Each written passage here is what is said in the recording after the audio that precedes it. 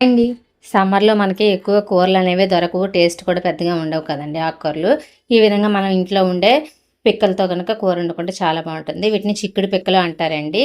వీటిని తీసుకొని over night నానబెట్టుకుంటే ఈ విధంగా చక్కగా నానతాయి. మార్నింగ్ లేచి ఈ విధంగా తొక్క తీసుకొని పప్పనేది సెపరేట్ చేసుకొని పక్కన పెట్టుకోవాలి. ఈ కర్రీ చేసుకోవడానికి మిక్సీ జార్‌లో చిన్నగా కట్ చేసుకొని ఉల్లిపాయలు, అలాగే వెల్లుల్లిపాయలు, ధనియాలు వేసుకొని ఈ విధంగా మెత్తగా పేస్ట్ చేసుకొని పక్కన పెట్టుకోవాలి. ఈ కర్రీ చేయడం కోసం కుక్కర్ పెట్టుకొని అందులో ఆయిల్ వేసుకొని ఆవాలు, జీలకర్ర, కరివేపాకు, అలాగే ముందుగా పేస్ట్ చేసి పెట్టుకున్న ఉల్లిపాయ ముద్ద వేసుకొని ఈ విధంగా చక్కగా ఫ్రై అవ్వనివ్వాలి. తర్వాత కొద్దిగా పసుపు, కారం, ఉప్పు వేసుకొని చక్కగా కలుపుకోవాలి. తర్వాత ఒలిచి పెట్టుకున్న చిక్కుడు పప్పు ఉంది కదా, దాన్ని వేసుకొని ఈ విధంగా చక్కగా కలుపుకొని సరిపడా వాటర్ వేసుకొని 2 విజిల్స్ అయితే రానివ్వాలి. తర్వాత కప్పు చేసి చూసినట్టుగైతే ఈ విధంగా మనకనేది కర్రీ అనేది రెడీ అయిపోతుంది. సమ్మర్‌లో ఈ విధంగా కూరలు దొరకనప్పుడు కర్రీస్ చేసుకుంటే చాలా చాలా బావుంటుంది.